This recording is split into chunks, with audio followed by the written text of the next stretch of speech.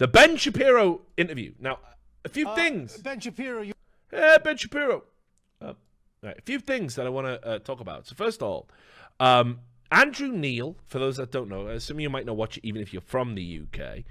Andrew Neil is the host of, it's literally called The Politics Show on BBC. It used to be on BBC Two. I've lived in America for a fucking few years now, so I don't even know if it's changed channel.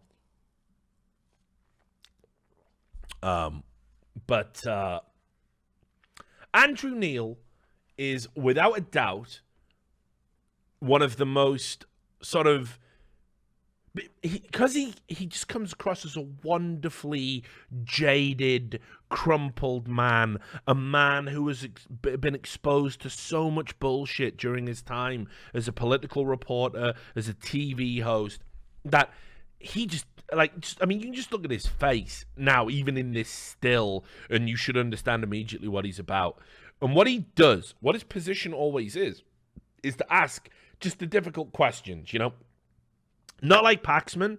Paxman is very aggressive and in your face. What Andrew Neil does, he just goes, but you said this, so surely it then follows that the thing that you're saying now contradicts that. It contradicts it, doesn't it? And then, you know, whoever he's talking to will go, well, I don't see that as a contradiction. He'll go, oh, but come on, it's a very clear contradiction. Why can you not admit that? And then, you know, that's his, like, line of questioning, right? Like, he gets your bullshit, calls you out on your bullshit, and then when you fucking double down on your bullshit, he just sits there and goes, politics is fucking wretched. Yeah, you can see it in his face. I love Andrew Neil. I can think of no better, you know, I mean, there's the two Andrews that the BBC have got, Andrew Neil and Andrew Marr. Andrew Marr, I know, came in for some criticism, and then I think he had a stroke and recovered from it. I'm super happy for him. Out of the BBC guys, like, for me, they're the two guys that when they cover politics, they don't really grandstand. Andrew Marr has his moments. Andrew Neil is brilliant. He's just a crumpled, old, I even want to say Scottish dude who just doesn't give a fuck, right? And so when you talk to this guy, you're not getting Paxman. This isn't Frost Nixon. This isn't a meeting of minds. It's just a guy who's just seen too much, and he will just hold a mirror up to you. So you have to be good at holding up another mirror to that mirror to deflect the bullshit beams. Now, this should be a cakewalk for Ben Shapiro. But I'll tell you, there's a lot of things going on here in this video contextually, which is why it's such a nightmare, particularly for Ben. Also, he lied. Also, he lied in the video, which for Mr. Facts and Logic to tell a lie, very bad. But there's lots of things going on. First of all, Andrew Neil doesn't give a fuck who Ben Shapiro is. He doesn't care. He doesn't know who he is. On British shores, Ben Shapiro just isn't really relevant to the political discussion. This was actually almost like a courtesy having him on the show. This was broadening the horizons, certainly broadening the BBC's horizons. Ben Shapiro doesn't fucking matter at all. And Ben Shapiro, do your homework, right? Because I've seen other, you know, solid minds, you know, people you would think are very intelligent fall into this trap. Well, I'm American, and I'm used to being interviewed by Fox News. So Fox News does this, and Fox News does that. And I'm also used to the CNN interviewer, and I know all about them. So I go on. I'm interviewed by CNN. I know what to say. He didn't even know who Andrew Neil was or what his style was. They did no prep at all. It's very clear early on from the interview. Again, you could have had all, you could have known exactly where it was going to go if you had simply just looked up your man. It's like preparing for a boxing match without ever watching a video of the guy you're going to fight. You wouldn't do it. And equally, you should never go into a political interview without knowing what the interviewer is going to fucking say. So Ben Shapiro was so overconfident and he's like, again, because I think Ben has fallen to a point where he absolutely believes his own bullshit now. In the aftermath of Breitbart, where he seemed to walk away relatively unscathed, which is insane to me because, first of all, I get tarred with the Breitbart brush all the time. I spent 6 months there. I wasn't their editor at large and the guy who went on all the fucking media outlets to plug them. Second of all, you left in a situation that was proven to be a lie, backing a journalist that lied, which was meant to be the whole thing that Breitbart wasn't meant to be doing, and how they marketed themselves. And somehow you've just Teflon, just fucking smoothed his way out of that. So anyway, 16 minutes. I'll intermittently pause this. But this interview is fucking insanely bad from a guy who's meant to be so intelligent, an intellectual titan. And Andrew Neil, I think, is brilliant. I've always liked Andrew Neil and always respected him. And I've seen him chew up conservatives. I've seen him chew up liberals. I've seen him chew up Labour. I've seen him chew up hard social. He doesn't give a fuck because he knows once you say, I'm about politics, you're basically saying, I am about bias and lies. So here he goes. You're followed by millions of people online and on social media. You're one of the biggest names in American conservatism. What is it you think you're tapping into? Well, I think that there are soft a couple question. Things. One, there is actually a hunger for... Very nice of Andrew Neil, by the way. Because, again, remember, if this was Paxman doesn't start an interview like this. Andrew Neil is literally giving him a layup. And the reason you do this, when you do this type of interview, is you should never, ever, ever, you do a very brief introduction when you're doing TV interviews like this. You go, I'm a Ben Shapiro. Ben Shapiro works for this outlet, blah, blah, blah, blah. And Ben Shapiro does this, and this is why we're having this conversation. You do it very brief and you muddle through. And what he's done there is he's given him a wonderful layup, a wonderful start. You're followed by millions. Your opinion is respected by millions. Why do you think that is? What are people tapping into? So what he's done here is given Ben Shapiro a perfect opportunity to basically say why I'm popular, why my opinion is right. Different ideas. The monolithic nature of the United States media is pretty evident in terms of its politics. People tend to agree on essentially the liberal point of view and increasingly a radical leftist point of view in the media. And obviously I speak in response to that. At the same time, I try to provide an honest take on the issues of the day, and that means that I am not beholden to the Republican Party, for example. An honest take, but he lies in this interview. And the moment it happens, I'm going to stop the interview, and I'm going to show you where he lied. It means that I am going to speak out whenever I think that a principle is being violated, just no matter who is doing the violation. You worked for the right-wing Breitbart website, but you left over its support for Donald Trump. And I think you said you'd never vote for Mr. Trump. Why is that? Well, in 2015, 2016, the Breitbart made a hard turn in favor of one particular candidate, and that's their prerogative. Lots of publications have an editorial point of view, and Breitbart was one of those. The reason that I left Breitbart specifically was because of an incident in which a Breitbart reporter, a female reporter, was grabbed on the arm by Corey Lewandowski, then the campaign manager for President Trump, and was bruised on the arm, and then Corey Lewandowski proceeded to lie about it, and Breitbart proceeded to throw its own reporter under the bus, suggest that she was lying or making this up. And at that point... What really happened was, this isn't even the lie I was talking about, but it is a lie. What really happened was, basically, the reporter over at Breitbart claimed to have been roughly handled and assaulted by Corey Lewandowski, the campaign manager for the Trump campaign. And then what happened was the Trump campaign went and pulled the surveillance footage, put it out, and it literally showed Corey Lewandowski touching the reporter's arm. You know what? Let's let me just show you this.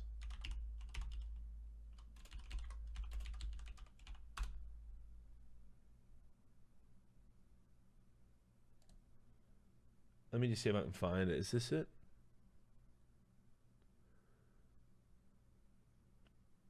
This might be the video.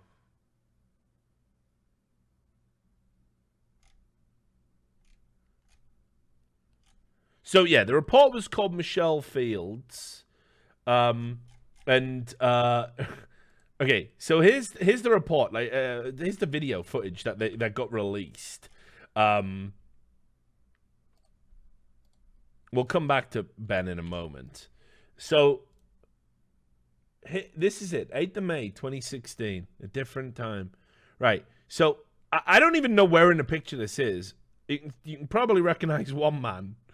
But so I think it's here. Yeah, it's this bit. The reporter there is grabbed, right? So look, she, right. So you'll see Donald Trump. You recognize him. He's the one with the comb over, guys. He's the orange man, okay? Right? And The woman in the white jacket next to him, who's like leaning in and holding a phone up, I think it is, trying to record something, is the reporter. Now just watch. And the guy who comes in and places his hand on her is Corey Lewandowski. There it is. That split second there, that guy in the blue jacket, and she even continues walking like it's just nothing, right? And that's the end. Now, this was characterized publicly that Corey Lewandowski had assaulted the Breitbart journalist. She then, she put at the time, she said that he had done these bruises to her, which they're low down on on her left forearm. Seemingly, he grabbed her by the, according to the CCTV footage we just saw, grabbed her by the left shoulder and sort of twisted her out of the way. She said these bruises were proof of him assaulting her. And of course, this was vehemently denied. Now, Corey Lewandowski did say, "I never touched you." That's a lie. Yeah, very, very strange. Very strange. And of course, you have to understand, and I was at Breitbart, I think, at this time, or I might have just left, but I was still talking to some Breitbart reporters. So this was so antithetical. No, I was definitely there when Ben Shapiro left, or was leaving, because I remember it being talked about in our Slack group. But it was so antithetical to what Breitbart was trying to be about, which was victim narratives are bad and lying about, Trump and all of this. So this reporter had gone and made this big thing about being removed by security. By the way, just a recommendation at home. While I don't support, obviously, I remember a fucking journalist without borders. I don't support journalists being assaulted trying to do their job.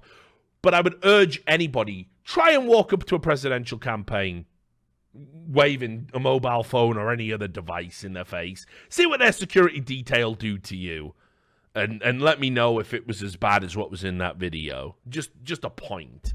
But anyway, Ben hated the fact that Breitbart had become very pro-Trump. A lot of us did. There were lots of people at the time who were fucking super... you have to understand, there was a big divide, even down to the, gaming section. There was a big divide about who was pro-Trump and who wasn't, and should the publication be pro-Trump and should it not be. Because, for me, it was an anathema for any publication to be pro one candidate. You shouldn't be pro a candidate. I know a lot of publications are. I know CNN was obviously the Clinton News Network. There's no getting away from that. But Breitbart always said we're better than CNN. Laughable claim. But then, they would also do all the same things. And there was a huge radical culture change. We were getting told, if there was a gaming story where we said, Donald Trump has said in the past, video games create mass shooters, that was getting pulled. There was no way. Nothing anti-Trump was allowed on the site. That was very clear. And we used to argue a lot in the Slack group, because, Milo, used to call fucking Trump daddy and say Trump was going to deliver us to the promised land. Trump was going to win. He was very much on the Trump train. And I was like, Trump's a fucking buffoon, dude. Don't you want a real good fucking modest... moderate Republican with intelligent positions like Kasich? Don't you want that? And you'd be like, nah, Trump. So, we used to argue all the time, even that far down. And we all knew from our Slack interactions that Ben Shapiro wanted to fucking bounce. He wanted out. The minute we got, well, I say we. I was never a part of Breitbart we. I wasn't dyed-in-the-wool Breitbart. I worked there for 6 months. I worked at the Daily Dot before. Again, there was a time when you could work at left-wing, right-wing publications. People used to think it was kind of cool and edgy that you would just flip between politics like that.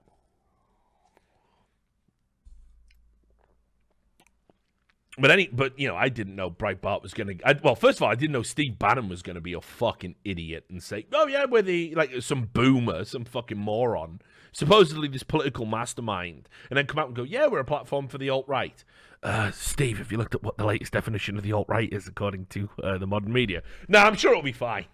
I didn't know I was going to have to deal with that, for the rest of my life. When I took it on board, I just knew Milo and I thought he was fucking funny, And Milo was funny, very flattering of my ability. Told me there was a game section. I went and had an interview. I met Milo. I met Alan Bakari. There was some other girls, that worked there that were like cool. It was like, it was pretty. It sounds stupid. It was like there was a German dude. It was like, it was pretty fucking diverse. It was more diverse than it was at the Daily Dot, where it was always some fucking white guy telling me that I was, oh, we can't say that, honey. All right. Why not? It's the truth. We're not in the truth business, honey. Oh, brilliant. Love this. This is diverse as fuck. Yeah, loving this. So anyway, so basically, Ben Shapiro wanted out.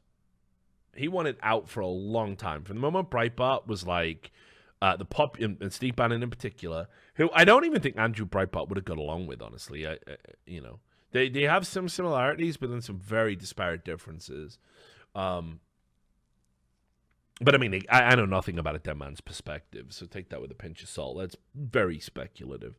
But anyway, it's very clear to everybody. Like, Ben Shapiro internally was like fucking raging all the time. Like, he didn't want the publication to be pro any candidate, but certainly not pro Trump of all the candidates. So he was looking for an excuse, and this Michelle Fields bullshit provided him with that excuse. So that's just to give you that. Because, I worry that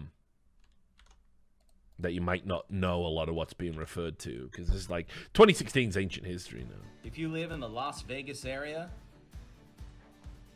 and you're tired of settling. Ben Shapiro, you Right, said you'd never... To stand up for its own reporters, and instead would throw those reporters under the bus in favor of a candidate that it sought to back. Haven't you lost your battle for the Republican Party, though? Isn't the Republican Party now the party of Trump?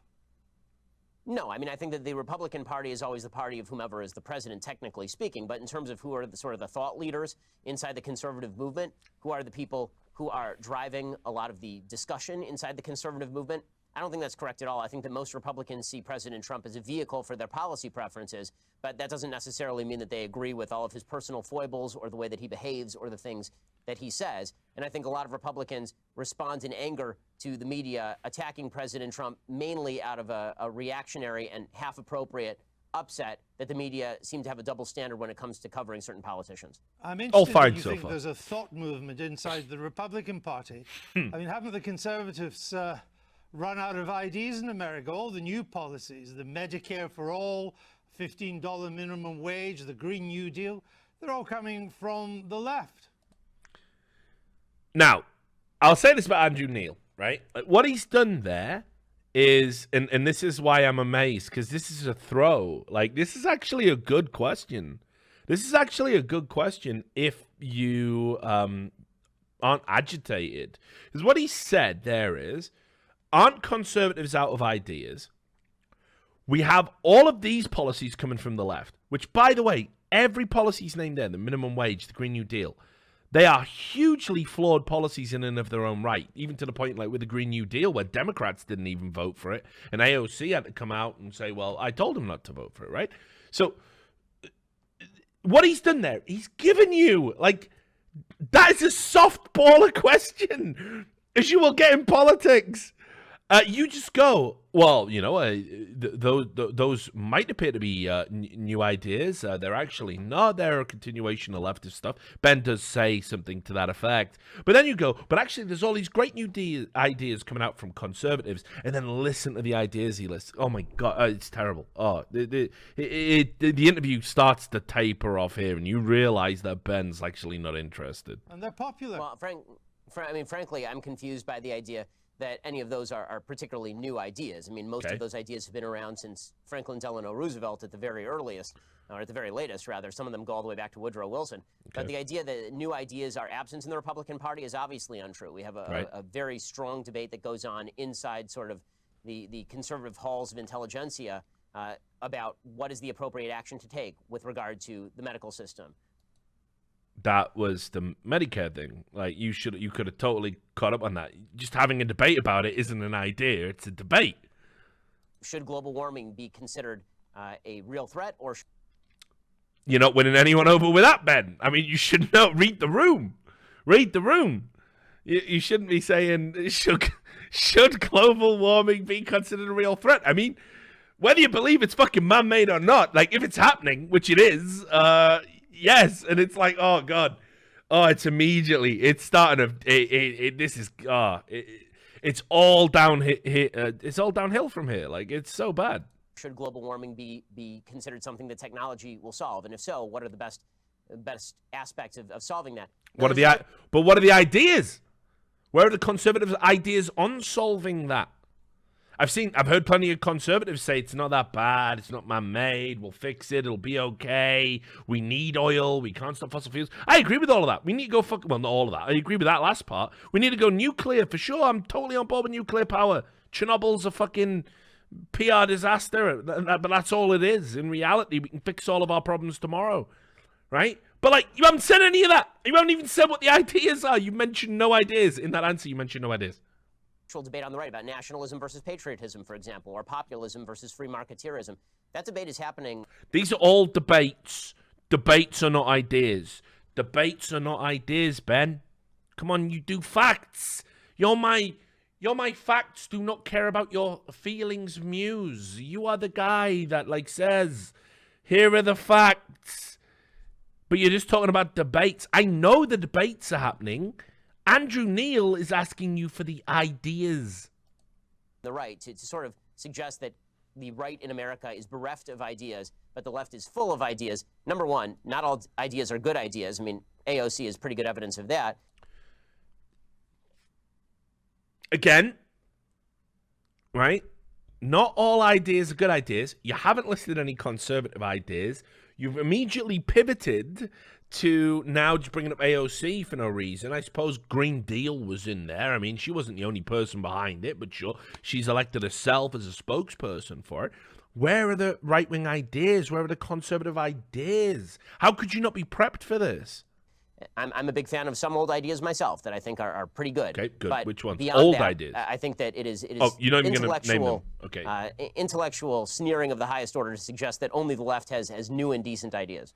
But you couldn't name one. I think, so imagine that, right? Like, like this is like college level debate class shit. At what point do you fucking say, but you haven't named any ideas? Some of the ideas that are popular in your... What I love about Andrew Neil is, Andrew Neil, and this is why I will never understand why Ben Shapiro storms off this interview. Andrew Neil has given him, first of all, an unbelievable softball intro, like literally just an alley-oop. Then he gives him another that question is literally nectar, like, to a fucking bee. Like, I will tell you about all of the good ideas. Ben couldn't be asked. Ben didn't prepare. He didn't fucking have any. And then, like, Andrew Neil's got too much class because he's not stupid, because he's a veteran political reporter from the UK and he's Scottish. And if you combine all that together, you better fucking believe he's got some savvy about him. He's got too much class to just go, you haven't listed an idea there, though, and make it combative at the start. You got too much class. Like, you can tell, by the way. Look at Ben's face. Ben knows, like, I gotta admit it. I had to fucking prepare for this. And I didn't. And this could get bad. And it does. Politics would seem to take us back to the Dark Ages. Georgia, new abortion laws. These new abortion laws in the US are a fucking disgrace, by the way. A woman who miscarries could get 30 years. A Georgian woman who travels to another state for an abortion procedure could get 10 years. These are extreme hard policies. Well, okay, a couple of things. One, I'm not sure. I mean, frankly, I don't know whether are you an objective journalist or are you an opinion journalist? I'm a journalist that asks questions. Okay, so you're a supposedly objective journalist calling policies with which you disagree barbaric and suggesting only one side of the political aisle has ideas. So I just want to point out that I know that wish you would at least be honest in your own biases. Mr. Shapiro, I know Right. So again, the debate king, Ben Shapiro, king of the debate, couldn't just answer the question as it was laid out, right? Keep in mind, Andrew Neil has given him two. He's given him two. And Ben's fluffed both. And now we get to the meat of the interview. This is the part where it's like, okay, I've got you settled in. You do this in any interview. It's not even just politics. You ask questions to maybe establish rapport, set the scene, set the tone, get you comfortable, and then you go for the real shit. But also as well, sometimes it can be a deliberate move. You get your opponent, but a lot of political journalists think about the guy they're interviewing. If they know they're a piece of shit or a liar or whatever, they think about them as the opponent, and it's a game of chess. So they give you some soft ones so you get too comfortable, too complacent. Ben was fucking unbelievably complacent and ill-prepared right from the get-go and has already embarrassed himself, in my opinion.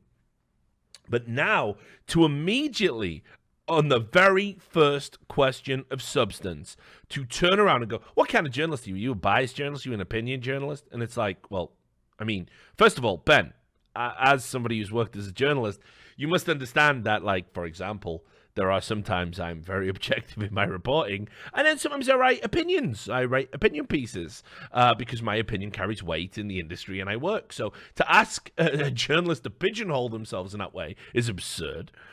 And then second of all, the framing of the question is deliberately biased to potentially benefit you, because you can come in and explain why it isn't draconian, how it's not a return to the Dark Ages, how actually there's a very important issue that we're overlooking here. With just a bit of calm and just a bit of clarity, you could have come off looking like an intelligent political commentator instead of a fucking baby, and you didn't do it. And look, Andrew Neil, again, has done you a real favor there. You can't even see what he's doing because, I don't know, man, maybe you're just mired in Twitter bullshit the entire time. Are you a member of Broadcasting in America is now so polarized that on one program you only have the left and another one you just have the right. My job is to question those who have strong views and put an alternative to them. If you were an anti-abortion person, I would be. By the way, how alpha is fucking Andrew Neil? How alpha is Andrew Neil? Sorry, little squeaker Shapiro, you're not talking over me, motherfucker. My show. I'm the guy who actually matters on this show. I get to turn you off in a second. You will listen to my questions, and you will listen to my clarifications, and you will fucking deal with it. I love this. I would do absolutely the same. Once you, there's a dynamic. There is a dynamic in interviews where once you start letting the subject talk over you, dominate the conversation, and you lose control of the interview, it's very hard to get it back on track. So what Andrew Neil is doing here is just textbook. This is somebody who's classically educated, very experienced in his field. Like, again, this is what you should be doing if you're doing serious interviews. Putting pro-abortion questions to you, but you are really. Would you call the pro-choice position? So why don't you just answer my question, sir? I'm happy to answer your question. Please answer this one. Would you suggest that a late-term abortion is brutal? I'm not taking a view on this issue. I'm asking you the questions. Sir, you just suggested the pro-life position is inherently brutal and terrible, so I'm asking you, as an objective journalist, would you ask the same question to a pro-choice advocate by calling their position brutal and horrible? What I'm asking you is that why is it that a bill banning abortions after a woman has been pregnant for 6 weeks is not a return to the Dark Ages? What's your answer? My answer is something called so good. Like, just the way he negotiates that whole situation, Andrew Neil, it is just so good. Like, it is, again, this interview is a masterclass in how to deal with a combative, difficult subject. He states plainly, wait, and this is what's intimated by his statement. You are saying that I shouldn't be biased, that I shouldn't have opinions. So I am telling you I don't have a view in it. But I am asking you why this isn't a return to the Dark Ages. Now, you see, sure, it's loaded. It's a loaded question. It's a very heavy-handed way of loading the question. He's only doing this after being pushed back against, right? But the point still stands. Make an argument why it isn't. This should be your bread and butter, your Ben Shapiro, the debate king. Doesn't do it. Once again, elects not to do it. And Andrew Neil, his tone, his temperament, his direction, just exemplary. Like it is something to be admired. Human life exists at conception. It ought to be protected. Now, back to my question to you. You purport to be an objective journalist. BBC purports to be an objective. So this is the other thing I find strange. He says life begins at conception and it ought to be protected, and science backs me up. Then he immediately breezes past and gets back to this like stupid nonsense about whether or not he's biased. And it's like, Ben, dude, I know you have your own show. I know you have your own podcast. You're the guest here. Why are you asking him the questions? And it's a waste of your time. It's not going to achieve anything. You're on British television to give your opinion. You're meant to be arguing on behalf of the positions. So this is just a really stupid direction to take the whole interview. Even if I say, oh, you have an agenda, you're a right-wing piece of shit, whatever. This is just self-defeating. Down the middle network. It obviously is not. It never has been. And you as a journalist are proceeding to call one side of the political aisle ignorant, barbaric, and sending us back to the dark ages. Why don't you just say that you're on the left? Is this so hard for you? Why can't you just be honest? Mr. Seriously, Shapiro, it's a serious question. Mr. Shapiro, if you only knew how ridiculous that statement is, you wouldn't have said it. Right. Now, I love about this because he goes, oh, Mr. Shapiro, if only you knew how ridiculous that is, right? So, let me do you a bit of a history here. Let me see if I can find a link to it. So, Andrew Neil, oh,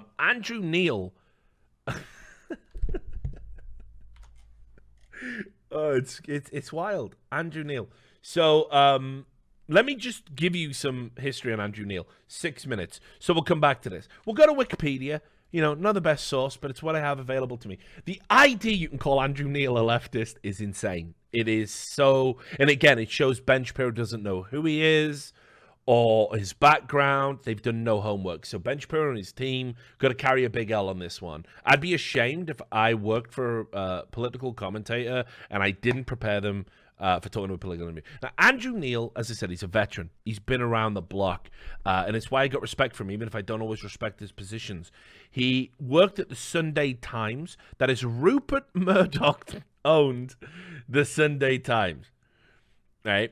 So he worked there. Then he moved over to Sky TV, which was also part of Murdoch's News Corporation. Rupert Murdoch, that notorious left-wing publication.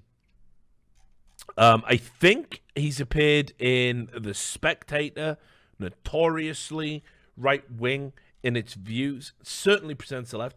But let's just have a look at some of his views here. He was pro-Iraq war. Find me a leftist who was pro the Iraq invasion, by the way. Find me one of those guys. He was also really into the idea of a war in Afghanistan. Find me a leftist who was pro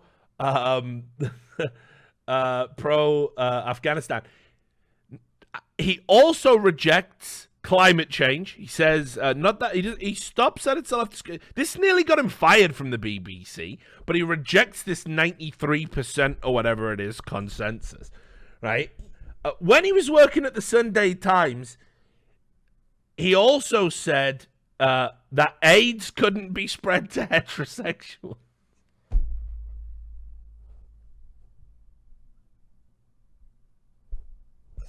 So he was pro big gay plague version of AIDS.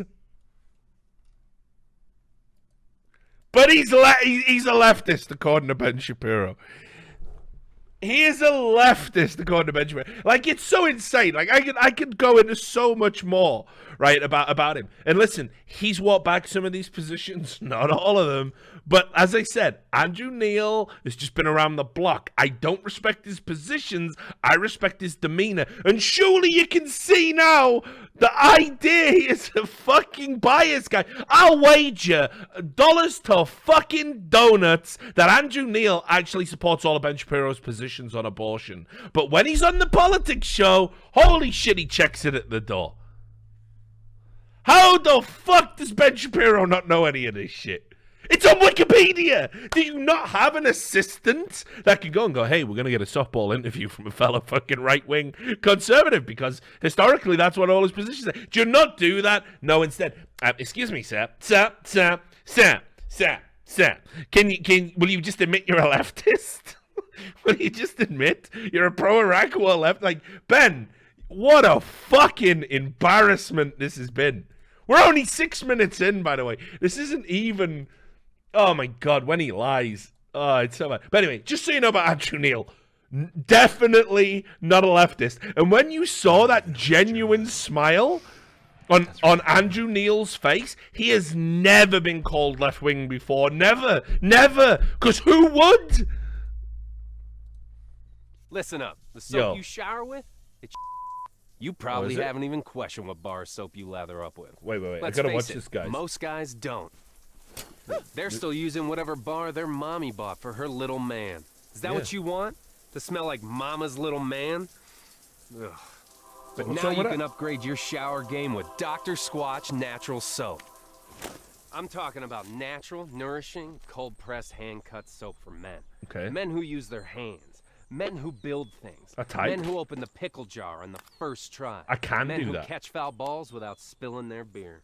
Never You spilled won't a just bit. smell good either. Your skin will be healthier and more nourished. Dare I say, soft.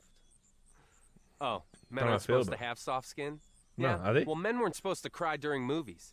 And then they I made do the do that. movie Rudy. He's so little. You want to smell haven't like even seen the that movie. forest? Boom, pine tar. We've got you. You want to smell like the sea? Boom, nautical sage. We've got you. You want to smell like you just got off a boat in the Caribbean? Boom, bay rum. We've got you. And with 6 more cents, we've got you covered no matter what kind of man you are. Now you're wondering, why have I been doing it wrong for so long? Yeah. During the First World War, big soap started taking out all the natural ingredients to make production cheaper. There's a big and soap? faster. And they replaced all the natural stuff with chemicals. Chemicals like sodium lauryl sulfate, parabens, This and sucks. dioxane. Chemicals linked to Why wasn't I told depression, about this? liver damage, cancer, and low sperm count. Well, I don't want any of Worst those all, things. Dry skin. He said while drinking whiskey. Your poor balls, all dry, empty, and sad. Those there's are my good news. balls. We make our soaps with natural ingredients from the earth. Ingredients like oils, plants, goat's milk, Greek yogurt, oatmeal, shea butter, and citrus. No. Did you say oatmeal twice? Turn your shower game up to 11. With the smooth lather of gold moss or the exfoliating There better not be nudity woodsy at the end of bliss this, that by the way, is dudes. pine tar. Get ready to step out of the shower feeling alive. Still not sure? Here's a couple reviews from real customers. Joseph S. says, This is the perfect bar of soap. It's like it was handcrafted in the Northwest Forest Good by looking dude. beautiful tiny elves. oh, tiny elves isn't enough for you? Well, here's another review from Michael A. It makes you feel like you just stepped out of a mountain Fuck stream. that soy and boy. Squatch was there Never to hand you could. the towel. Time for you to Too get much the right neck. tool for the job, because you're Don't worth like it, my that. friend. We ship it right to your door. And with a 100% satisfaction guarantee, if it's not the best bar of soap you've ever used, it's on us. Tens of thousands of men already subscribe, which means that every month, fresh new bars of Squatch show up at their door. Click the link for Dr. Squatch Natural Soap. Real soap for real men. Or don't, and continue to be mommy's little helper. That's a wrap. All right, nice. Nice. Did he click it yet? Did he click the link? He hasn't clicked the link? I would have heard about the dry, sad balls. Ugh. You know what? Ben Shapiro. Good commercial. I'm all right. I'm gonna get some soap. I'm gonna get that fucking soap. I'm gonna do it actually. You like that shit? That's a fucking great ad. I'm on board with it. No woke bullshit. You're talking about my dry sad balls. I have dry sad balls. It spoke to me, dude. And you know what? I use gels and like creams and you know what I mean? Like you know what? I'm checking that shit out. I'm checking. I have been sold to, sir. Sir. You are a leftist, sir. Right, let's get back to this. Obviously is not, it never has been, and you as a journalist are proceeding to call one side of the political aisle ignorant, barbaric, and sending us back to the dark ages. Why don't you just say that you're on the left? Is this so hard for you? Look at his laugh. Look at his face. Look how wrecked he is with that. Like, literally never been called a leftist in his life. Look how much he laughs. Is this so hard for you? Why can't you just be honest? Mr. Seriously, Shapiro, it's a serious question. Mr. Shapiro, if you only knew how ridiculous that statement is, you wouldn't have said it. So let's move on. Would you vote I for Mr. think it's pretty evident from your own questions exactly what you are, sir. Like, oh god. Like, the idea you can't conceive that a journalist might adopt a contrary point for the purposes of an interview is insane to me. Especially somebody who works as a journalist. Like, you know what I mean? Like, you saw that laugh, right? He's like, fucking hell. Oh, I wish there was more gullible cunts like you in the UK. I've had to deal with the right-wing stigma for fucking 5 decades. Trump. Would you vote for Mr. Trump in 2020? I'd certainly consider voting for Mr. Trump in 2020, just like I'd Also, consider voting for anybody. Sorry, because I want to talk about the mechanics of this interview. What Andrew Neil does here is also unbelievably gracious. So the idea that you should be angry at him is insane to me. Because there's conflict here. And instead, like many journalists would do, they embrace it, they get mired in it. Let's butt heads, right? He throws him another softball, meaningless question. He goes, hey, change your subject. Would you vote for Trump in 2020? And it's like Ben doesn't let the ire and the tension in the interview dissipate.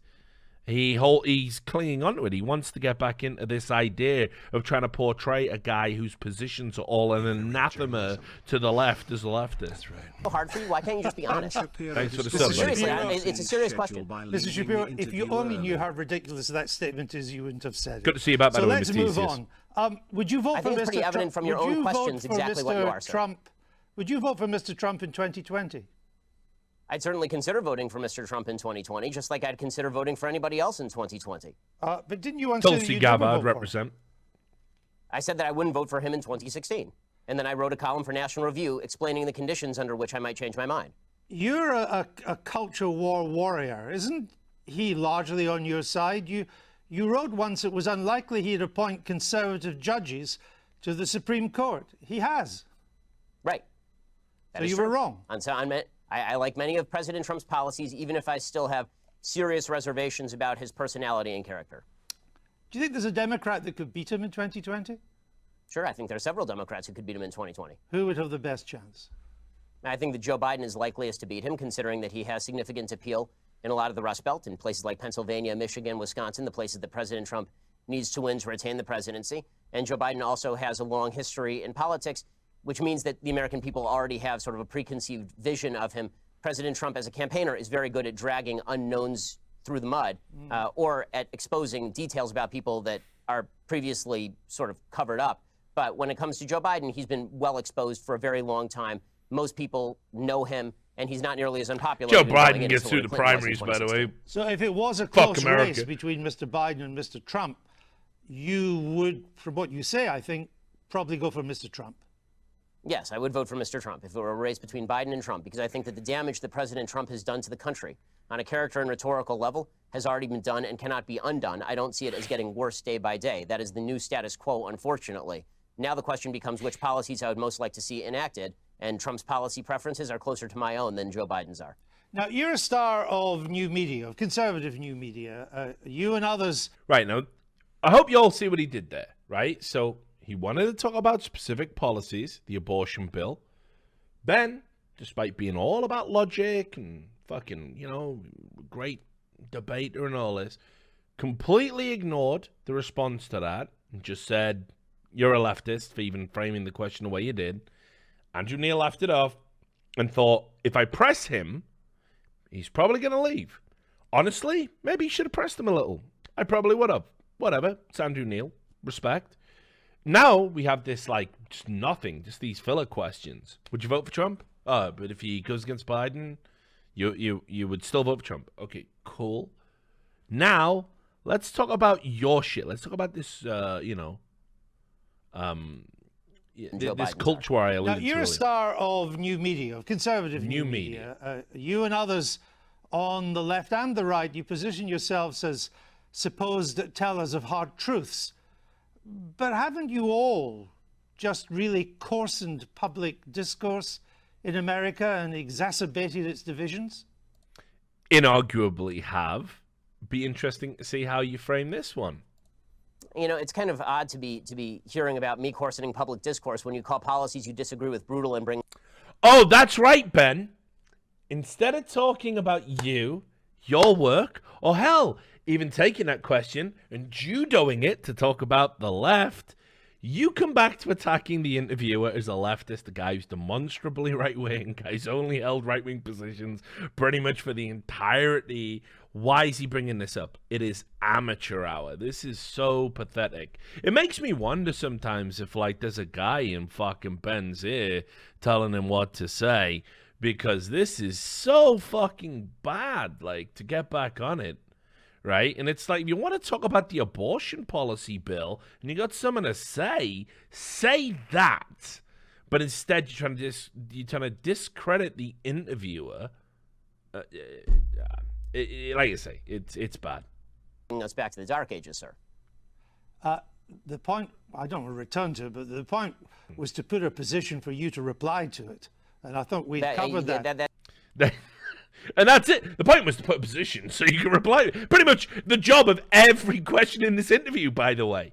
But let's look how fucking jaded and like you can see that Andrew Neil is like, wait, I thought this guy was a great mind. I thought this guy was like an intellectual. This is like interviewing Sargon. This is so beneath me. That's...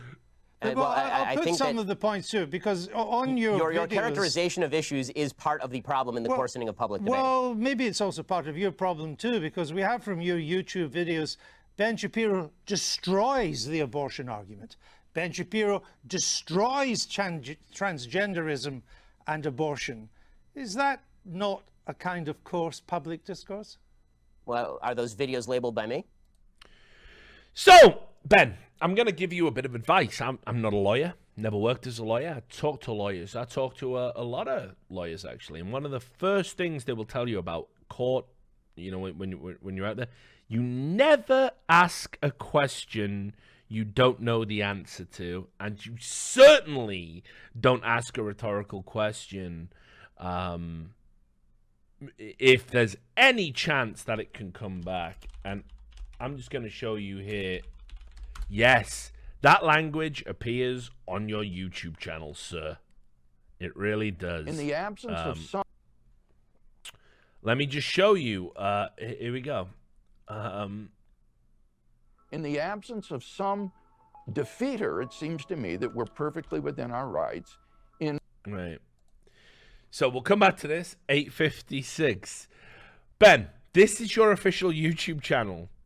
This is your official YouTube channel, sir. In the absence of... Right.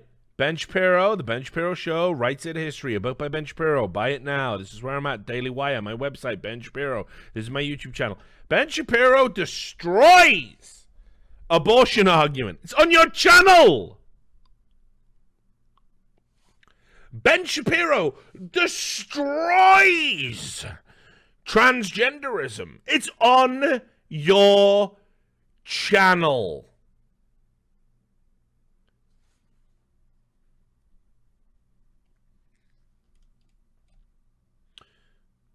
So I want you to keep this in mind. You're not even a real journalism.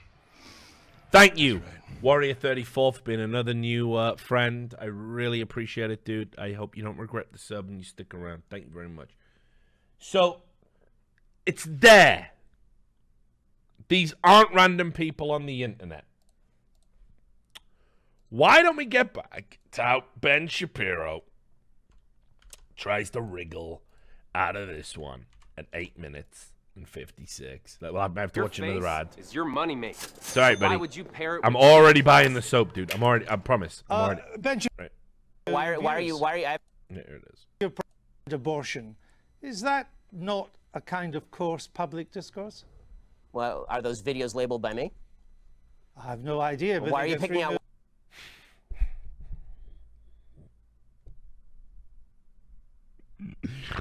It's massively your video. It's the Daily Wire videos. Yeah, Yeah, they're Daily Wire videos being displayed on his YouTube channel. Sure, they might not be labeled by him. He runs the Daily Wire. It's his website, dude. You're not making... Come on, Davs. You're not arguing that. You're not arguing that the website he runs as a vehicle for him isn't controlled and has no editorial input from him. Don't worry, he explicitly calls them, I think, random videos on the internet. Dabs, just hold the fucking phone. Why are you, I have a question. Why are you picking out random YouTube videos put up by people who are not me? In what way, Davs and friends, in what way would you describe videos put by the Daily Wire and advertised on the Ben Shapiro YouTube channel? In what way would you call those random YouTube videos in not labeled by him? Nah. Yeah, no. Hey, Dabs, you're all right, buddy. I like you. I like you, and I like you too, Crispy Speedruns. Thanks for being a new friend. 64, 12 days to go to hit 250 new friends. 250 new friends. That's what it's about. You too, Drewby. You're not even a real journalism. You know what I mean? Right. Here's the thing. I got a Ben Shapiro book. I think it's over there. I think I got the whole thing about it, like with bullies and leftists or something. I don't know. I bought it. I just wanted to read and get the cut of his jib. This is very disappointing. It doesn't end here. But what I'm saying is Andrew Neil. Now this might be a bit of a lack of preparation from Andrew Neil because again I would have immediately bounced back. Right. Thanks, Deuce CS 9 months. Appreciate it. Love the content, always slash. I would have immediately just bounced back and gone, yo, motherfucker, they're on your YouTube channel. How'd you explain that? Daily Wire's labeling them. Don't you have any editorial input in the Daily Wire? I think Andrew Neil wasn't prepared because I would have just batted that back. But again, just watch this nonsense. And this is actually the point where Ben has made up his mind to walk off the interview at some point. Attributing the titles to me. Are you unhappy with the way they've been described? I think that people can describe me however they please. It's a free country, and I'm all in favor of a public debate. If you watch the actual clips, they are generally civil conversations between me and somebody who disagrees with me. You say in your new book, you suggest that America's largest struggle at the moment is, quote, the struggle for our national soul. We are so angry at each other right now. And I think that's true. I've just returned from the United States. But aren't you part of the problem with the way you go about your discourse, not the solution? I think we can all do better in our discourse, but the fact that I've reached out to so many people across the aisle to have conversations with them is pretty evident. The fact that I was willing to walk from a publication that was paying me money over principle is pretty evident. The fact that I've called out President Trump, a member of a party of which I am a member. Let me also tell you, being the editor-in-chief of Breitbart makes you a fucking pariah. You make way more money by denouncing and walking away, as evidenced by the fact that Ben Shapiro has a very good political career. And I was told by people internally at Breitbart, his dream was to become a Fox political fucking commentator, like a regular talking head or a contributor or whatever the fuck you would call it. Multiple people in Breitbart told me that, so, whatever. Repeatedly, when I think that he has done things that are immoral, I think is decent evidence that I'm looking at least for a civil conversation. Well, as you say in your book, you say that there's quite a key phrase, we are so angry at each other right now. But as I say, aren't you part of that anger? Aren't you encouraging that anger? For example, you described Mr. Obama's State of the Union address in 2012 as fascist mentality in action. Well, I think that if you want to argue with the characterization, then we can talk about what exactly his State of the Union address said.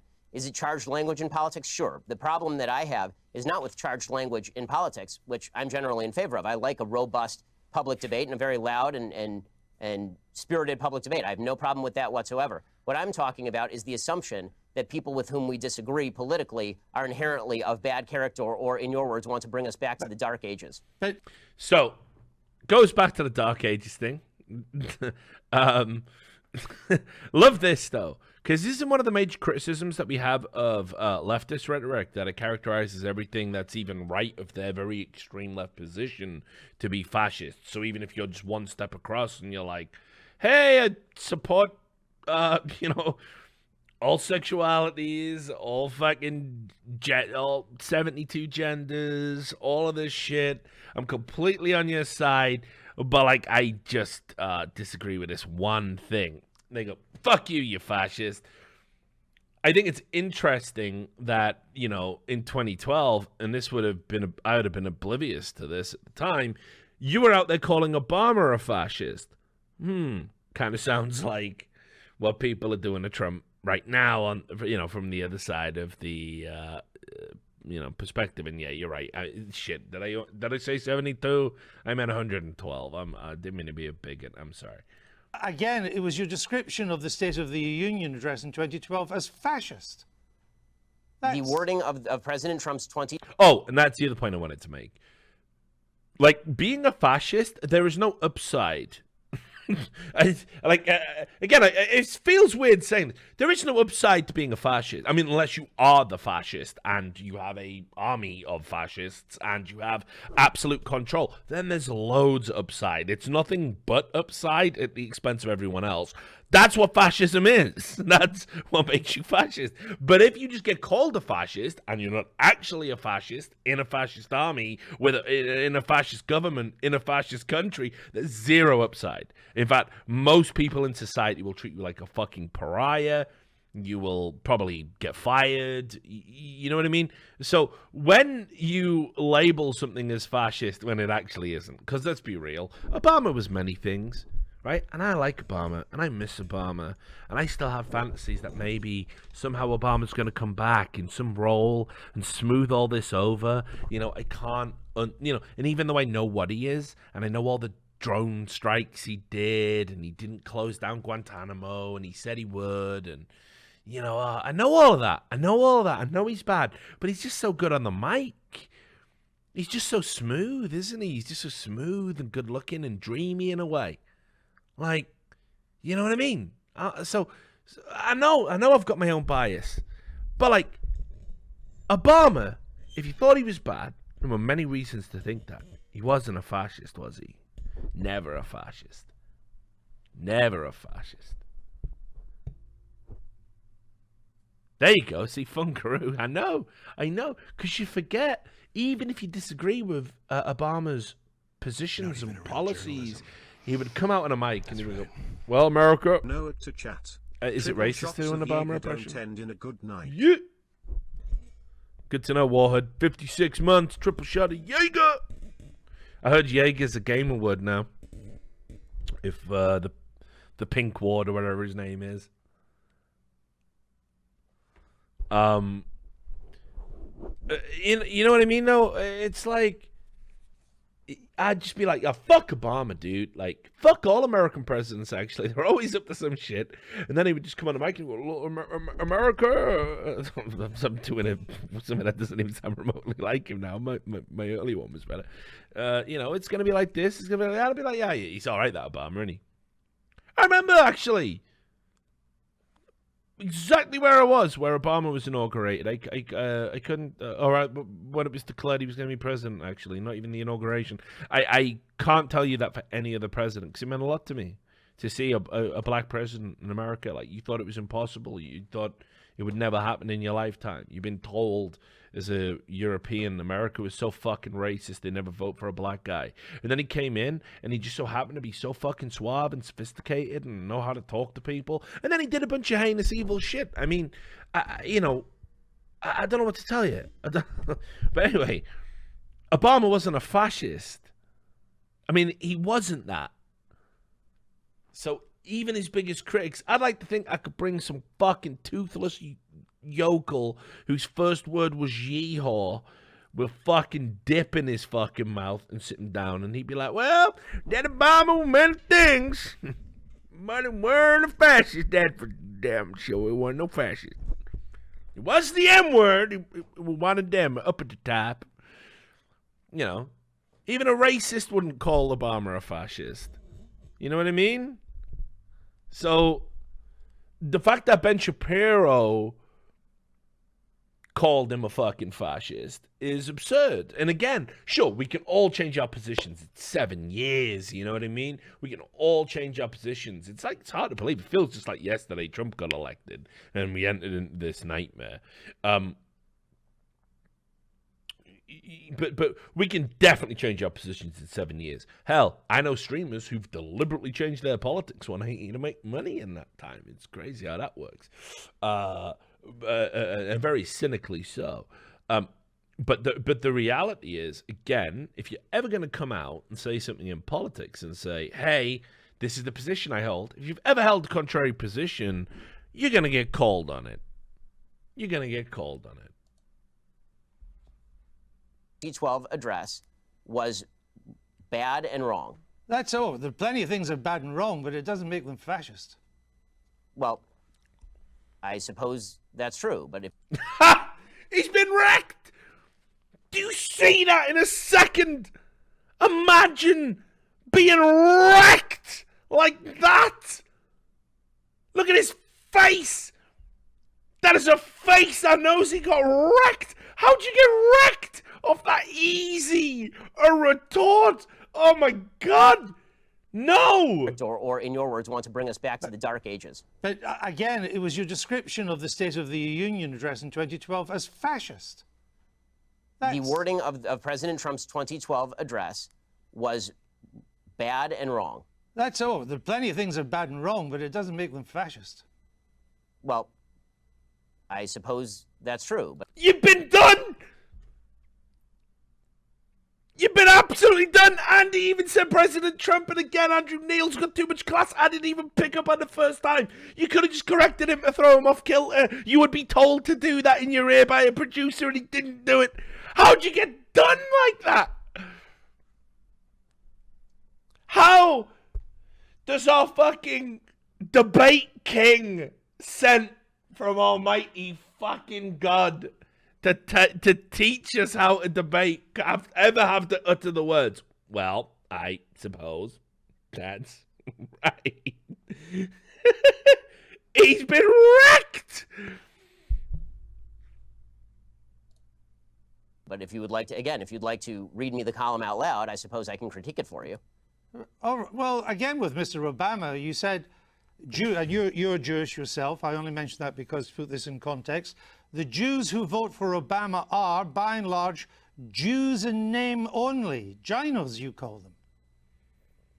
My statement was based on the fact that Jews in the United States, as an ethnic group, are largely irreligious, which is true by every single poll. Jews are the most irreligious group in the United States. As an Orthodox Jew who actually takes Judaism seriously, the point that I am making is that most Jews who are ethnically Jewish are not religiously Jewish in any context. No. The point you were making is that Jews who vote for Obama are Jews in name only. I said that, yes, that is correct. That... So, I'm just gonna... Oh my God, I'm just gonna let you talk and rabbit on about a belief you don't hold, and then I'm gonna bring you back to what you actually said, and now you're gonna have to stand by it. Oh my God, it's so bad. Oh God. It's too much, dude. Like, he's been absolutely, like, if this was a boxing match, man, Debbie, you'd be right now doing the commentary, like, well, he's out on his feet there. I don't know why they haven't thrown the towel in. This shows a lack of respect from the corner. Like, Shapiro's just like, it's weird. Like, Drago just fucking boom. It is ridiculous.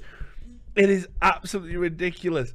And again, Andrew Neil hasn't even employed any, like, smart rhetoric arguments, any smart... Well, no, what you said was this.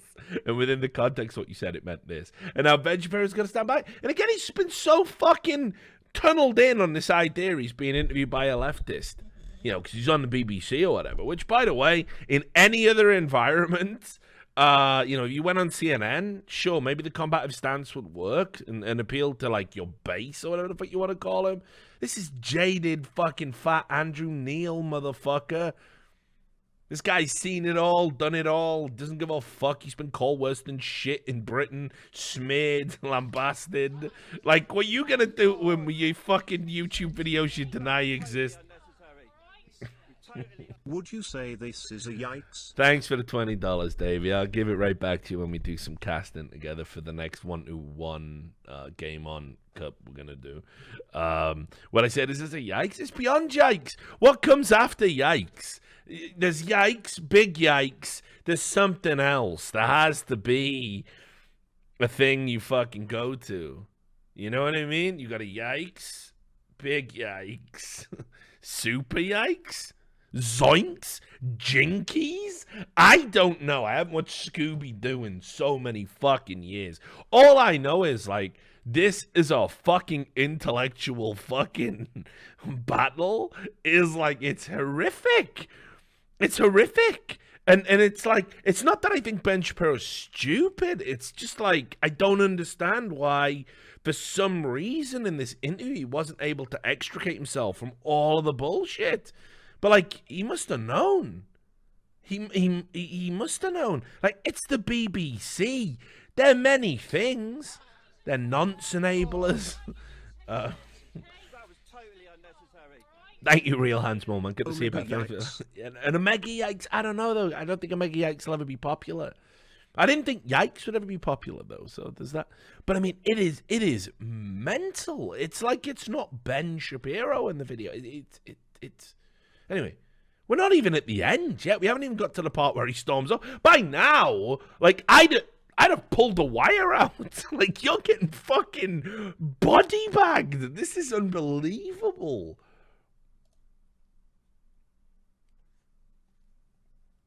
Jews who voted for Barack Obama, a progenitor of the Iran deal, a person who was cracking down on religious liberty, a person who spent much of his career as president of the United States attempting to deprive Israel of the necessities to defend itself, that people, Jews who voted for President Obama, by and large, cared about Judaism far less than they did about other priorities. Did you say they should turn their badge in as a Jew? Oh, and that's a terrible phrase. Oh my God, it's a terrible phrase, and it's a terrible phrase for an Orthodox Jew to use. I shouldn't need to underline this, but the fact that in 2012, as an Orthodox Jew, you used the phrase "turn in your badge" when Jews were assigned a badge under Nazi Germany, and it's like, I don't believe that fucking iconography, that visualization is fucking wasted on you. Like, what a fucking unbelievable thing to say. Is gross. Yes, I believe that if you are somebody who takes Judaism seriously, that comes along with ideological commitment. I mean, I guess also, I hope you're having fun, by the way, going through every old tweet that I've ever sent to try and do. None of these are tweets. Gotcha questions, but if you'd like to have a discussion about my general philosophy or things I've done in, say, I don't know, that's 2012, so it's now 2019. If you'd like to discuss something I've done, that's a fair comment. And say, like, the past 5 years, why don't we do that? How about that? Because your book is a criticism of how angry America is and how America has to do better. And I'm simply I have an entire list on my website, sir. On my list, I have an entire website of dumb, bad things that I've said. I'm simply trying to point out some of the things you've said that seem to me to help to stoke that anger. For example, you said Israelis like to build, Arabs like to bomb crap and live in open sewage. Now, about this comment, about how Arabs like to bomb crap and live in open sewage. Oh, he really did say that. I remember him at the time when it was said, and that's very,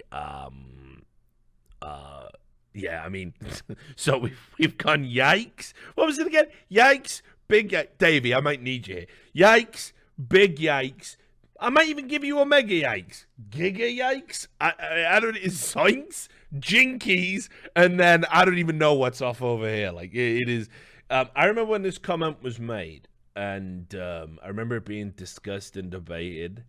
And I mean, like. Listen, I get it, man. Like, I understand historically Islam, Judaism, Jews as an ethnic group, Arabs. It's a complicated history. I know all about the Middle East. I've read about it extensively. Multiple books right in the background over there about it.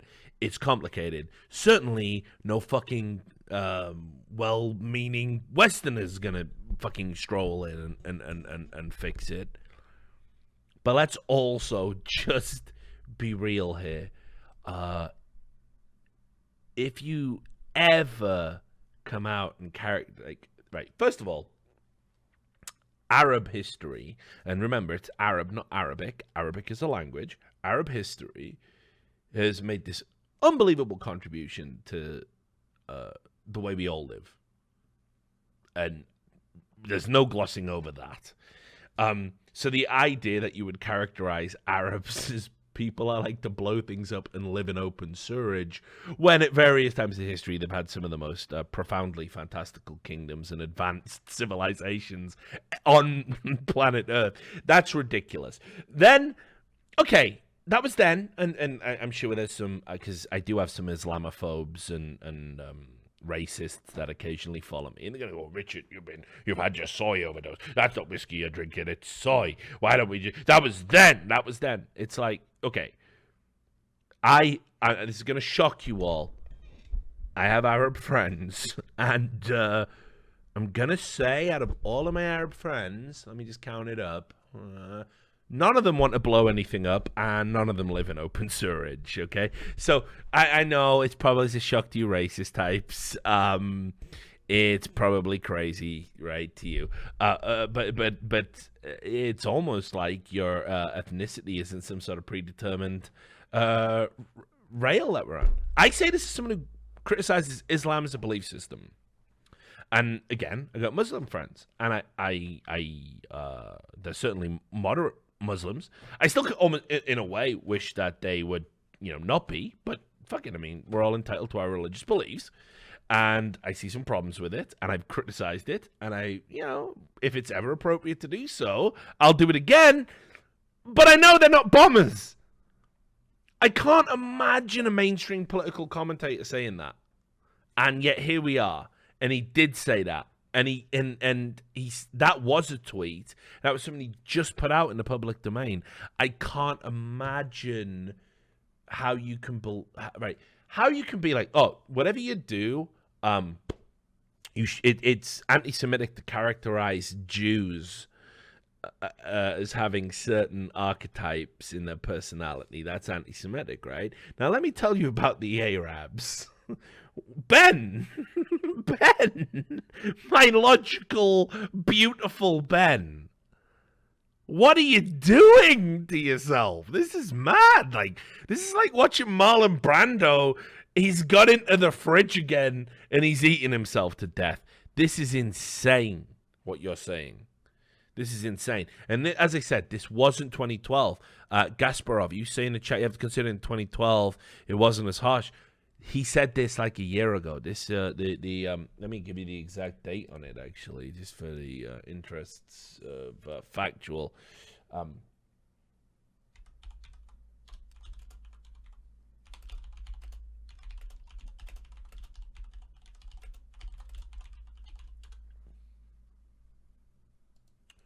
Okay, he hasn't even deleted the tweet.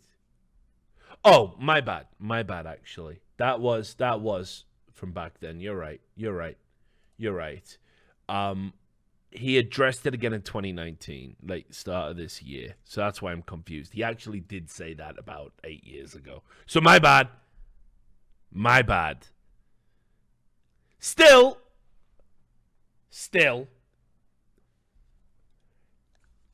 I don't know if you ever get to walk back that, but he should be allowed to, I suppose, in the interests of developing. No.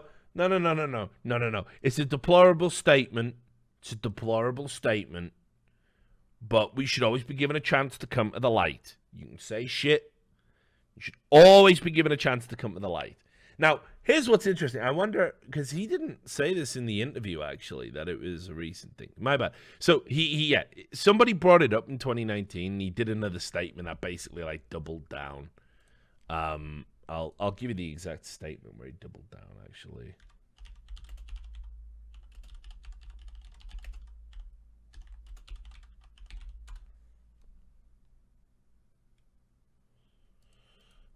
Was this it? No, fuck. Where was it? I just had it.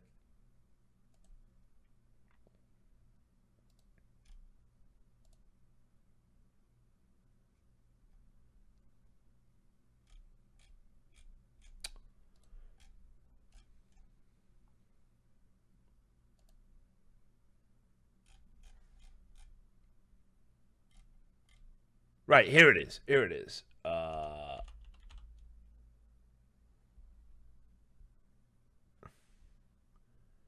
So, yes, Here it is. On the Daily Wire, Ben Shapiro in 2018 decided to do an article where he the end of 2018, he decided to do an article where he basically talked about all the controversial stuff he'd ever done, right?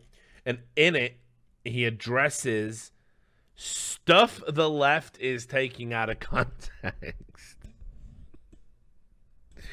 Oh, God. So he addresses what he calls the Arabs tweet, and he goes, they tweeted it back amidst a wave of Hamas and Palestinian Authority terrorism, as if that would ever make it okay. And he said, I was talking about the Israeli and Arab leadership as well as terror-supporting people in the Arab world. How do you know that? Because I said so in the very next tweet, where the next tweet says, and it is the very next tweet, although it's got to be said 2 hours later, he tweeted, there are many, many Christian and Muslim Arabs who are wonderful people, just not the ones who oppose Israel.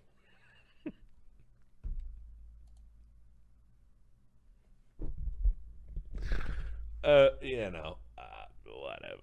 I mean, come on, dude. So I mean, look, maybe I'm being unfair. Maybe I'm being unfair to characterize that as a doubling down. And that's 2018, the end of. So just saying. Thanks for the $8, Zuko501. We're getting to the good part now. We have transcended past the realms of Omega Yikes and landed of the world of what's he gone and done that for? Yeah, what's he gonna done that for? I don't know. I think there's something even way beyond that. Anyway, let's get to the bit where he has a tantrum. That's the bit we all want. Our website of dumb, I'm bad simply things trying that to I've point said. out some of the things you've said that seem to me to help to stoke that anger. For example, you said Israelis like to build, Arabs like to bomb crap and live in open sewage. Well, as I say in an article entitled, here's a list of all the giant, bad, dumb things I've ever said. Was that includes, dumb? Well, yes, that's a dumb tweet. And not only, but it is also important to mention that the next few tweets clarify that that tweet is specifically referring to the Hamas leadership, which, by the way, a BBC I've seen is relatively reticent to condemn. No, actually, it wasn't. What you went on to do and say, you are correct about the slur on Arabs. It's not all Arabs that want to live in open sewage and blow things up. It's just Palestinians. You went on to say. It says the ones who take sides against Israel in the Israel-Palestinian population is rotten to the core. Oh, make it stop. Oh, make it stop. I can't watch a man get fucking absolutely wrecked. I can't watch a man get wrecked like this. I can't. You know, it's like, oh, God, it's so bad. It is so bad. Like, when I first saw this, like, I woke up on the day, and obviously it was a BBC interview, so, you know, I woke up in the afternoon, you know, my usual rising time, I have a cup of coffee, I sit down, I trawl through the shit. I saw Ben Shapiro trending, and I saw BBC trending, and I clicked on the hashtags, and I'm, like, looking at it, and I'm like, you know, this is gonna be, like, a bunch of fucking, like, limp wrist, you know, can't open a bottle of Soylent, but trying to punch the air, talking about how Ben Shapiro got wrecked. I have never seen a supposed member of the intelligentsia, or whatever the fuck you might want to call it, get bodied like this by just a simple dour Scotsman. Like, it is fucking so... It is so bad. Like, it is so bad. And what I love there is, the research I just did to tell you about it, they had it prepped. Prep's important when you do these things. And he immediately comes back and goes, no, but you said about the Palestinians. And right. So it was just Palestinians who were the bad guys. Unreal. And again, remember, Andrew Neil doesn't know who Ben Shapiro is. Like, he's just, like, you said this, though. So it's mental. Or you went on to say, not Hamas, the Palestinian Arab population. I say that by poll numbers, they elected Hamas. They elected Hamas. They educate their children in school that Israel should be obliterated, sir. I guess... If you want to read... You know, honestly, this is a giant waste of time in the sense that the entire interview is designed for you to shout slogans or old things that I've... Hasn't shouted at you. has actually been unbelievably gracious, Ben. Like, you could have had Paxman, you could have had Jeremy Vine, you got Andrew Neil. Said at me. I don't see how this forwards the debate. You talk about undermining the public discourse. It seems to me that simply going through and finding lone things that sound bad out of context and then hitting them with They sound bad and then in hitting people context, with my them brother. is a way for you to make a quick buck on BBC off the fact that I'm popular and no one has ever heard of you. Hey, make a quick buck on BBC. That's state-controlled, taxpayer-ruled. Again, you don't even know how our TV works. You don't even know how our TV works, Ben. You think Andrew Neil's making bank? He's just happy to be at the fucking BBC, you mad cunt. There's no clicks or hits or views. That's how you make your money, Ben. People at the BBC, they just get paid whatever the fucking corporation dictates, and then the corporation hopes and prays the next government doesn't take away its fucking license fee rights. That's literally how it is. It's why, theoretically, it's one of the most unbiased medias in the world. It's not in practice. But certainly compared to American fucking corporations, it's our treasure trove. And you think this guy... Show me where Andrew Neil's YouTube channel is. Andrew Neil destroys Orthodox Jew with facts and logic. Show me that channel, and then we'll talk. There are not many bucks to be made on the BBC, unlike American broadcasting, Mr. Imagine saying that on the BBC. Imagine sitting there getting paid by the fucking BBC and say, there's no money to be made here, mate. And he can get away with it. Off the fact that I'm popular and no one has ever heard of you. There are not many bucks to be made on the BBC, unlike American broadcasting, Mr. Shapiro. The point I'm trying to make is that your words are hardly designed to produce the consensus and understanding that the book seems to want to produce. That's my point, that you write about, Judeo-Christian culture and so on, but so much of what you've said in the past would seem to turn its back on Judeo-Christian culture. You're lecturing me on Judeo-Christian culture after you call the pro-life position barbaric? I just asked you a question. And I asked you a question. You failed to answer a single one of mine. Frankly, I find this whole thing a waste of time. If you want to read the book and critique the book, why don't you read and critique the book? If you want to critique me, you can think whatever you want of me. Why don't you frankly, just try and I don't answer care. the I don't frankly give a damn what you think of me since I've never heard of you. And I've never heard of you until I briefed myself for this. But that's Oh my god. Oh god. This entire Tetchy exchange is outrageous, by the way. Because imagine this. I'ma tell you some shit, right? Imagine being Ben Shapiro and thinking, I'll play a card here and tell a BBC political fucking journalist that I've never heard of you. But imagine a political BBC journalist saying to Ben Shapiro, well, I've never heard of you until I prepare. At least 5 times in the span of less than 14 minutes. Oh, it's mental. Please stop. The poor fool has a family. Oh, it's so You've bad. been the only one shouting, Ben. It's so bad. It's so bad. And like, here's the thing. Ben Shapiro was probably lying. Probably. They must have heard of Andrew Neil to some degree. They must know about the politics show. Why would you even be doing an interview with him if you've never heard of him? But he threw it in as a barb to basically say your opinion doesn't count. When Andrew Neil says, I've never heard of you until I prepped, he's 100% genuine. It's just got so much weight and so much, like, ire behind it. It's brilliant. I gotta... Christian culture after you call the pro-life position barbaric? Also, really? By the way, definitely wasn't lecturing anybody. He just asked a question. And he keeps coming back to this, like, abortion thing from fucking 10 minutes ago. Question. And I asked you a question. You failed to answer a single one of mine. Frankly, I find this whole thing a waste of time. If you want to read the book and critique the book, why don't you read and critique the book? If you want to critique me, you can think whatever you want of me. Why don't you frankly, just try and I don't answer care. the I don't frankly give a damn what you think of me since I've never heard of you. And I've never heard of you until I briefed myself for this. But that's not the issue. You have a new book out, why the hell are you interviewing me, sir? It's an interesting book. But my point is, your book claims that society... Well, it'd be nice if you would quote it from time to time. Your book is... Well, actually, I've done so several times, and I'm about to do so again, if you would let me just finish the question. Your book claims that society is turning its back on Judeo-Christian values. Yeah, what are those values? What are the values it's turning its back on? you know, I'm not inclined to continue an interview with a person as badly motivated as you as an interviewer. So I think we're done here. I appreciate your time, sir. All right. Thank you so much. Thank you for your time and for showing that anger is not part of American political discourse now. Oh, he fucking does him at the end. You are a fucking god, Andrew Neil. Like, straight up, man. Straight up. Like, how the fuck do you get bodied that bad? And, oh, thanks for showing me that anger's not a part of American political discourse. Holy shit.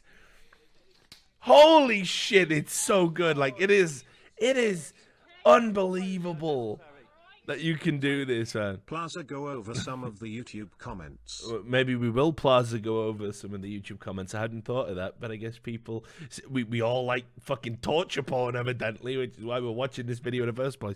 Holy fucking shit. Again, just beautiful. You're taking your mic off. I've just wrecked you with the last line. I appreciate your time, sir. All Thank right. you so much. Thank you for your time and for showing that anger is not part of American political discourse. Now, Mr. Shapiro, we'll say goodbye.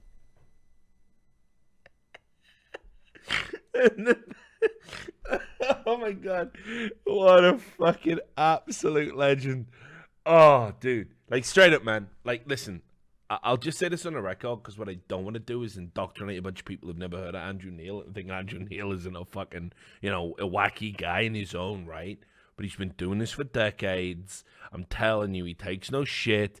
He's always, from everything I've seen from him on the politics show, it doesn't matter who he has on. He checks his personal baggage at the door. I think he learned that from back in the days where he got criticised for being a Murdoch shill. And, like, sure, man, if you ask me, I think he probably does believe global warming's a hoax. If you ask me, he probably is anti-abortion. If you ask me, he probably does think the left's out of control. You would never know it from listening to him. And that, to me, is the mark of somebody who at least takes journalism fucking seriously. So I'm telling you, Andrew Neil, he might even be a hack. Like, Andrew Neil might even be a middle-of-the-roads BBC hack. The fact that he handled Ben Shapiro like that, like, just did him like that. Right. It just tells you all you need to know, man. Like, straight up, buddy. Ben just flat-out embarrassed himself.